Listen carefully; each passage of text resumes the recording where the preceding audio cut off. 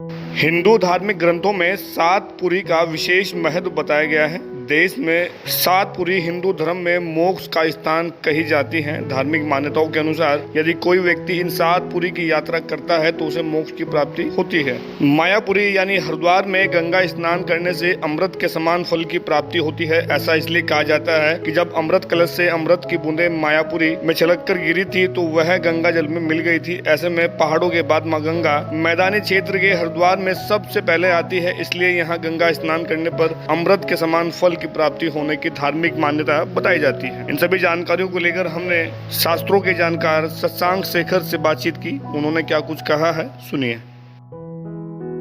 मैदानी क्षेत्र में गंगा का विस्तार हरिद्वार से ही स्टार्ट होता है और भगवान विष्णु ने यहाँ पर अपनी चरण पादुका रखी थी, इसलिए हरिद्वार माना जाता है इस स्थान का नाम। और हरिद्वार को ही इतनी ज़्यादा उपलब्धता मिली हुई है कि यहाँ पर देश और विदेश हर तरह से हर जगह से लोग आते हैं और स्नान करते हैं। जी, अगर वो आते हैं यहाँ पर तो सबसे पहले तो मैंने पहले भी बताया, अभी भी बताना चाहता हूँ कि गंगा जी को स्वच्छ रखें, शुद्ध रखें।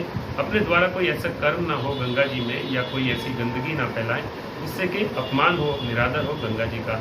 और सच्चे भाव से अगर आप स्नान करते हैं तो आपके ऊपर किसी ग्रह की दशा है, नव ग्रहों में से किसी भी ग्रह की दशा है, कोई आपको गलत प्रभाव चल रहा है, कोई आपको कोई बीमारी लगी हुई है, आपके घर में कोई कष्ट है, पैसे की भी समस्या है, तो आप स्नान कीजिए, श्रद्धा भाव से स्नान कीजिए। आप कर सके तो एक छोटा सा उपाय और कर लीजिए, कच्चा दूध पहले अर्पित कर दीजिए गंगा जी को, फिर देखिए आपके शरीर पर क्या चमत्कार होता है आपके जीवन पे। हम जैसे बता रहे थे, पुराणों में अमृत की वर्षा गंगा जल में हुई थी। गंगा जल जो हरिद्वार से ही अवतरित मैदानी क्षेत्र में आ जाता है, तो त्वचा रोग क्योंकि अमृत इसमें है, अमृत का मिश्रण गंगा जल में है, इसलिए गंधक एक पदार्थ होता है जो पहाड़ों से बहता हुआ आता है, गंगा जल में मिश्रित होता है। तो गंधक का जो मिश्रण इसमें होता है उससे त्वचा ठीक होती है। कई आयुर्वेदाचार्य, कई वैद्य लोग भी गंधक का उपयोग करने को कहते हैं अगर में त्वचा रोग है, चर्म रोग है। तो यदि हम इस दिन गंगा स्नान करते हैं तो विशेष कृपा रहती है, त्वचा रोग से आपको मुक्ति मिलती है। कोई भी पुराने से पुराना आपका त्वचा से संबंधित रोग है तो आप स्नान करके जरूर देखिए एक बार आपको कितना लाभ मिलता है।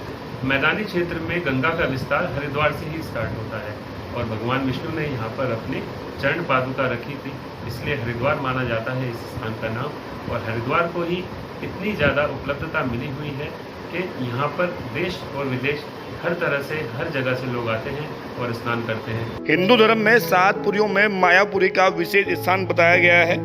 हरिद्वार में गंगा स्नान करने से अमृत के समान फल की प्राप्ति होने की धार्मिक मान्यता है। साथ ही हरिद्वार में गंगा स्नान करने से कोई भी चर्म रोग नहीं होता, बल्कि पुराने से पुराना चर्म रोग भी गंगा में स्नान करने मात्र से ही ठीक हो जाता है। ओम प्रयास, न्यूज़ 18 हरिद्वार।